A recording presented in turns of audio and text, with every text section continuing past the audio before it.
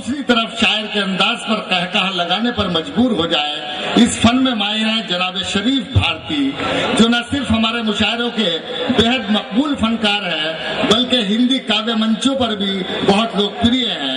मैं इन अशार के कुछ देर पहले मेरी बिरादर महक भारती जी पढ़ रही थी, मैं शरीफ भारती।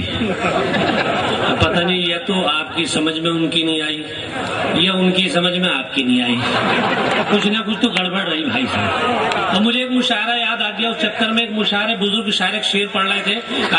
हजरात और लीजिए चंद मिसरे मैं पेश कर रहा हूँ। बत्तीसी बाहर आ गई, नकली बत्तीसी थी, उन्होंने अंदर कर ली। हजरात दो मिसरे सुन लो, फिर बत्तीसी बाहर आ गई, फिर अंदर कर ली। अब एक साहब से बर्दाश्त नहीं हुआ, कह लगा चाचा शेर वेर भी सुनाओगे या कैसेट ही बदलते रहोगे। तो दोस्तों मैं कैसेट बदलने नहीं आया।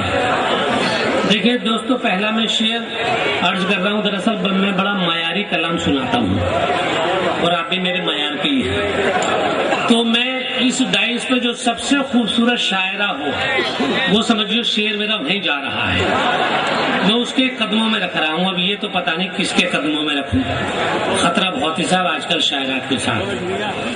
पता नहीं रिश्ते का भैया साथ आया हो तो गली में निबट लेगा। तो शेर सुने साहब, शेर मेरा सुने और देखें इस डाइस की खूबसूरत शायरा को कि दिल जो खत लिखना भी चाहे तो भला कैसे करे। दिल जो खत लिखना भी चाहे तो भला कैसे करे। एक ये हाथ है कमबख्त के लिखता भी नहीं, एक ही हाथ है कमबख्त के लिखता भी नहीं। और छत पे हम समझे तुझे वो तेरी अम्मी निकली, छत पे हम समझे तुझे वो तेरी अम्मी निकली। इश्क क्या खाक करे दूर का दिखता भी नहीं। चलो ये तो समझ में आ गया तुम्हें। एक और शेर सुना रहा हूँ, वो शेर समझ लिए इस डाइस की सबसे बदसूरत शायरा के लिए है। नहीं वो कोई ना हो तो मैं ही हूँ कि मुझको सपने उधार देना तुम, सबसे छिपकर के प्यार देना तुम। मुझको सपने उधार देना तुम, सबसे छिपकर के प्यार देना तुम। रात को छत पे मैं आ जाऊंगा, मुझको मिस कॉल मार देना तुम। रात को छत पे मैं आ जाऊंगा मुझको। और मैं दोस्तों सहारनपुर वालों के लिए एक बहुत ऐसा शेर देके जा रहा हूँ कि इस शेर को अगर तुम मेरे अमल करोगे ना तो मोहब्बतें बहुत होंगी अपनी मियाँ बीवी में। और जो शादीशुदा है उनके लिए बता रहा हूँ ये कि आओ आपस में करें ऐसा पक्का प्यार। ये शादीशुदा के लिए, आओ आपस में करें ऐसा पक्का प्यार। मैं तेरा नाड़ा बनूं तू बन जा सलवार। ऐसा अच्छी मोहब्बत किसी नहीं हो सकती।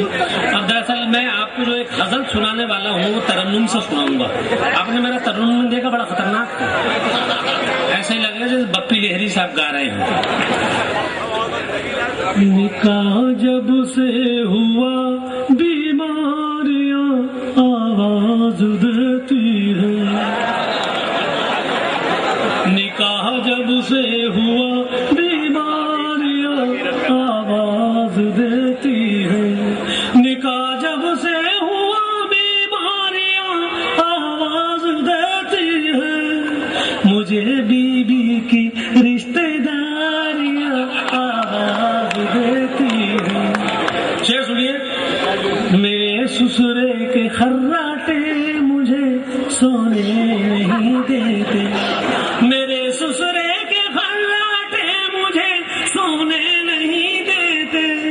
मेरे कानों से अब चिंगारियां आवाज देती हैं। और शेर ये बहुत मतलब का है आपका, क्योंकि जितने आप आए हैं तादाद में उसके हिसाब से शेर है। मेरे आंगन में 13 बच्चे हैं फिर भी ये आलम है। मेरे आंगन में 13 बच्चे हैं फिर भी ये आलम है। नए बच्चे की फिर किलकारियां आवाज देती है।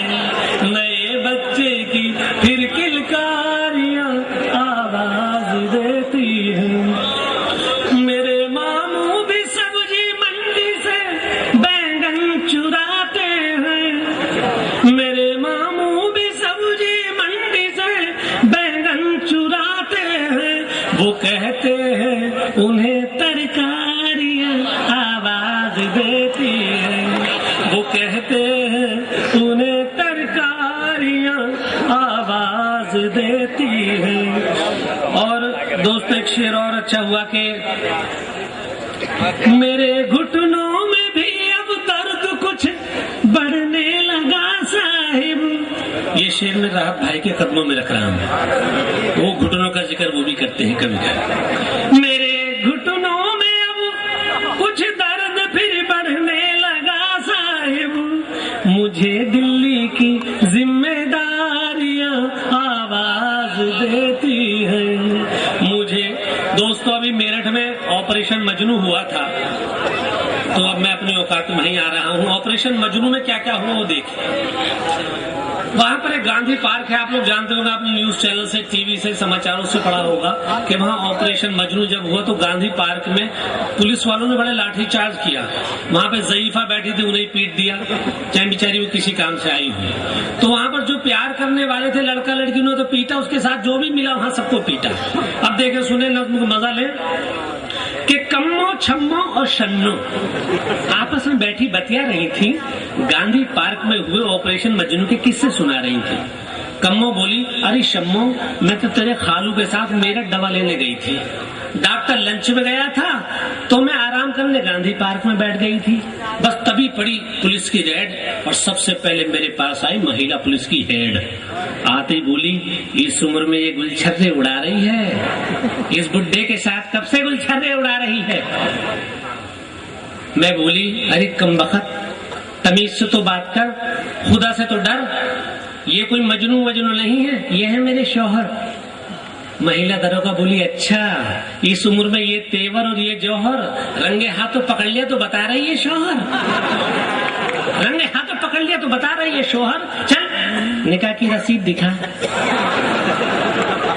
चल निकाह की रसीद दिखा, इसका नाम तेरे शौहर की जगह लिखा है या नहीं लिखा। मैं बोली, अरे कमबख्त, मेरी उम्र है 60 साल और इस उम्र में मुझसे ऐसे सवाल। जिंदगी को ढोते ढोते मैं खुद बेजार हो गई हूँ, रसीद कहाँ से दिखाऊं, मैं तो खुद तार तार हो गई हूँ। रसीद कहाँ से दिखाऊं, मैं तो खुद तार तार हो गई हूँ। तभी करने लगी पुलिस हमारी पिटाई, तभी करने लगी पुलिस हमारी पिटाई, और मैंने और तेरे खालू ने पुलिया के नीचे छिप के जान बचाई। तभी करने लगी पुलिस हमारी पिटाई, मैंने और तेरे खालू ने पुलिया के नीचे छिप के जान बचाई। शम्मो बोली, अरे आपा, मैं तो अपनी सहेली गुलफशा के साथ गांधी पार्क में बैठी गप्पे हाँक रही थी, मुझे क्या पता था पुलिस हमें ताक रही थी। आते ही पुलिस करने लगी हमें पिटाई, आते ही पुलिस करने लगी हमारी पिटाई, कई घूंसे मारे, कई लात मारे। मैंने पैंट शर्ट पहन रखी थी, उसने सूट सलवार, पुलिस ने हम पे की लात और घूंसों के कई बार, कई दी झड़कियां। मैं बोली, दरोगा जी आपको गलत फहमी हुई है, हम दोनों में से कोई लड़का नहीं है, हम दोनों ही लड़कियां, हम दोनों में से कोई लड़का नहीं है, हम दोनों ही लड़कियां। महिला दरोगा बोली, हे राम, अब हिंदुस्तान में भी ऐसे काम, दोनों लड़कियां, हे राम, हिंदुस्तान में भी ऐसे काम। तभी शन्न बोली, मैंने महिला दरोगा को बड़ा करारा जवाब दिया और मेरे उस जवाब का